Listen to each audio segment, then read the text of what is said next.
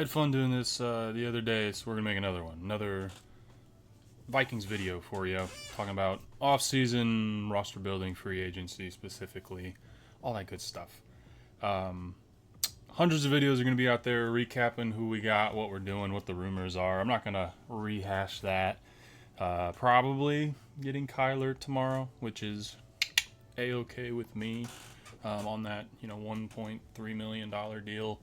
The only outside free agent, which pretty good one in my eyes, is this James Pierre, who I admittedly did not know very well prior to free agency and researching who was available. Grades out super well, first in coverage and second overall, and kind of limited snaps. What is it? 377 total snaps, but it was signed for a 2-year deal, $8.5 million total. With only partial first year guaranteed, I believe. But nice, just baseline safe plug him in there at cornerback 3 for now until we can upgrade, maybe with a bigger signing or a cornerback in the draft. Other than that, just a little bit of housekeeping. Eric Wilson, of course, was our splash so far, but re-upping with him for 3 years, 22, I believe. Then Andrew DePaula coming back. Want to just go over some of the guys that are still floating out there. Updated my list below.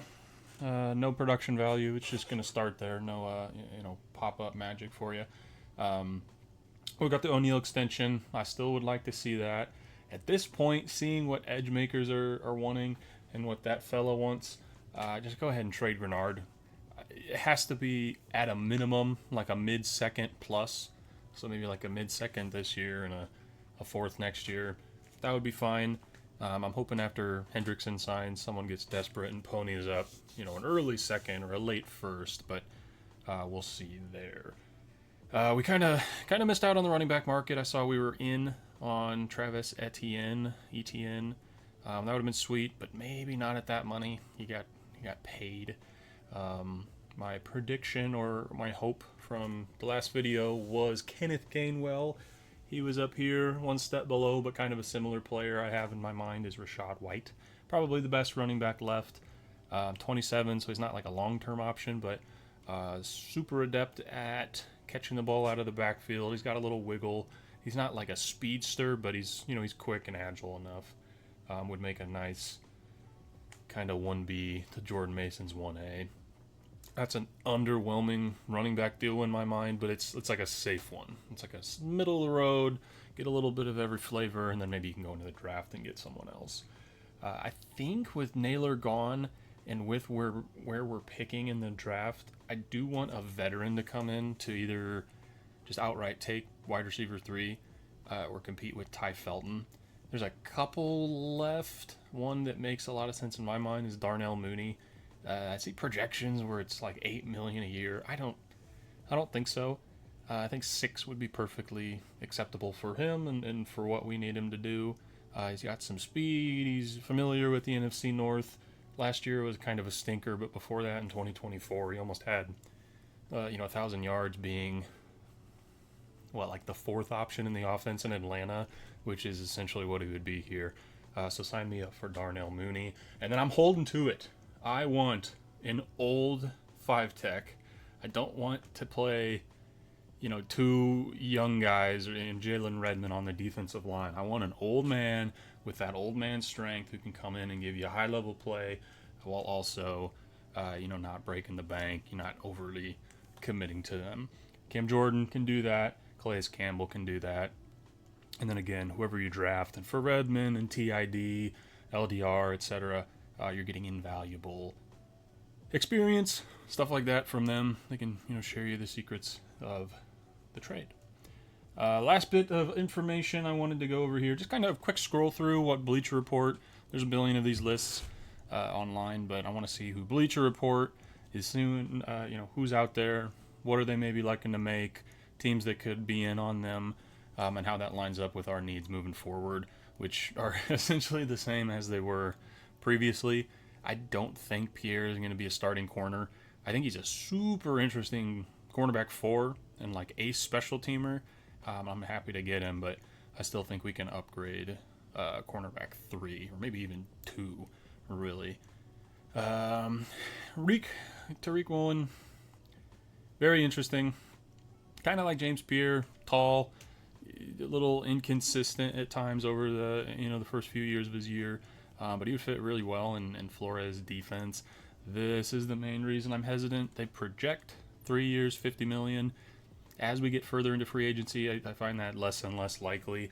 I would think maybe like right now, 3 for 45, and as it goes on, maybe it drops a little bit. Which, honestly, I'm fine passing at that rate. If it comes down to like 327, 330, perfectly fine with that. We already have a lot of money tied up in the cornerback room, so open to it, but I don't want to overpay. I'm interested in a few other places. Pretty good on offensive line. Juwan Jennings, they're projecting 2 for 40, which is $20 million a year. You're going to be our wide receiver 3. That's a gross overpay. Another guy that I'd be perfectly happy with, if free agency doesn't go his way and he's forced into taking, a 1-year deal at $12 million or something. Super good player. Sorry about my squeaky chair. Yeah, maybe a fun addition. I just don't feasibly see it. Kyler Murray, that's our man. Kind of funny they don't list us as the potential suitors. It's very odd. But with Geno going back to the Jets, Daniel Jones signing his extension with Indianapolis, I think Kirk might just go be an announcer somewhere. Super interesting in the booth, so we'll see what happens there. But quarterback musical chairs is kind of winding down, and it looks like Minnesota and Kyler are going to link up tomorrow when he's eligible to sign, barring a weird last-minute trade with another quarterback-hungry team. Leo Chanel, at this price, he wouldn't be starting for us. He'd be, inside linebacker 3. I don't see it. DJ Reader, they actually list this as a potential suitor. I am in love with like the top 3 or 4 nose tackles in this draft. So I kind of rather go that way. But would I be happy if they got DJ Reader and just checked nose tackle off? Certainly I would. No one's going to be mad at that. Especially for 2 years and $10 million. He does have some injury risk, so maybe you could even double dip, sign him to a 1 or 2 year deal, and then grab one of those younger guys for a more platoon type situation. But we'll see there. Taylor Decker, no. A lot of these guys aren't really in positions we need. He just got signed. Aaron Rodgers, no. Joey Bosa, not the cleanest fit, but hey, if you can convince him to be an edge in a 3-4, and as a rotation guy, if we trade Grenard, perfectly would be fine with that. Same with some of the older guys like Von Miller, Bradley Chubb. I think he'd be a super interesting guy, especially with the 1-year Flores overlap. Caden Ellis for the same reason as Leo Chanel. I don't see it.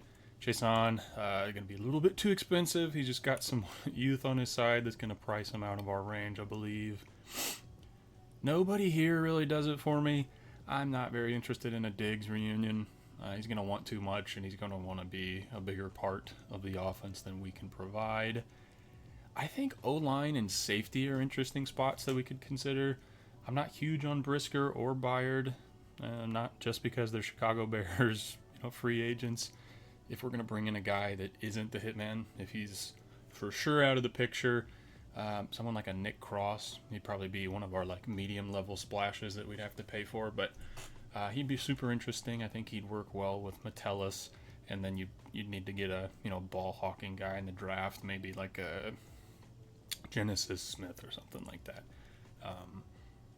Debo, he actually had a better year than I thought last year. I thought he was completely washed, but in a really bad Washington offense, he actually put up some yards. I think, what does it say there? 802 scrimmage yards, 9 yards per touch.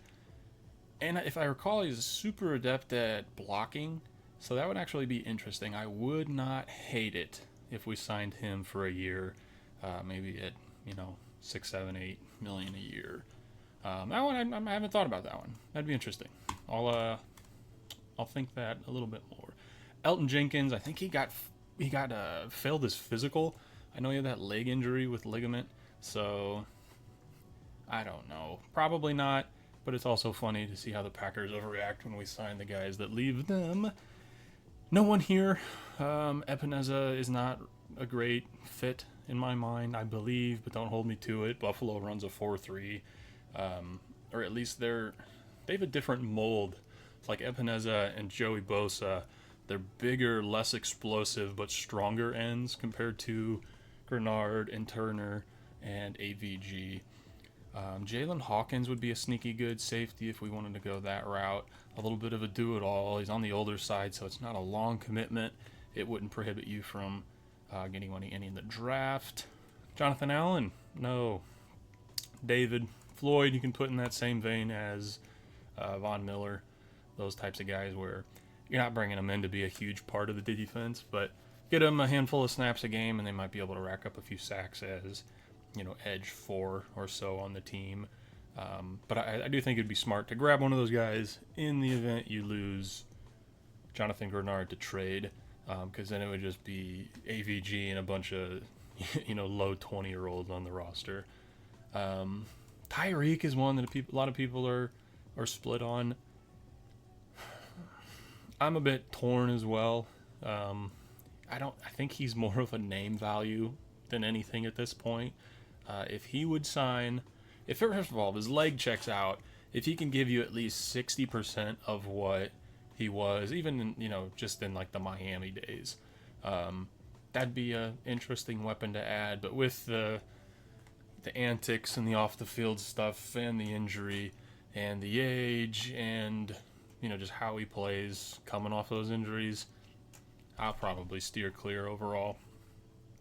But in that same vein of washed stars, let me know what your thoughts would be on acquiring Alvin Kamara from the Saints, who just paid a buttload of money for Travis Etienne. I thought initially when I saw that they were going to be like a 1-2 punch, but I believe I've read reports that they're looking to offload him, probably save some money on that contract. I don't think it's overly expensive to acquire him, as long as you're restructuring the contract so those future years and money you're off the hook from. So if that's the case, I do that. I think he's got a little bit of juice, but we also just learned our lesson with Aaron Jones that they don't age very well. But for 1 year, if you can't get who you want in the draft or a Rachaad White, I would certainly be open to it. Trade a 6th for him and a 7th, or if he's cut, sign him off the street for, $3 million, $4 million, and let him be another horse in that stable. There's my boy Cam Jordan. I'm not overly interested in the DJ Wanham reunion. Kyle Van Noy, kind of in the same mold as some of those older guys that I like. We're already getting, pretty bare with who's available left. Just taking a look at a lot of these guys, they've either signed and this isn't updated, or they're just not scheme fits, they're not timeline fits, or they're areas in which we're not looking to really add, or it doesn't make sense to. Slow free agency season to start here. I'm getting my phone buzzing me Twitter, so maybe something's happening as we're discussing right now. But let me know what you think. Any free agents you see that are still floating out there that you'd like to bring on to the Vikings? Any trade targets that you're wanting us to potentially look into? What would you accept for a John Grenard trade? What's fair value in your eyes for a guy who's right smack dab in the middle of his prime, kind of coming off a down year, but also needing a pay raise? That's going to be interesting to see how that plays out. Thanks for watching. Let me know if you want to see more of these. I enjoy talking football, and it's a good way for me to scratch that itch. But, go Vikings. We'll see you next time. Peace.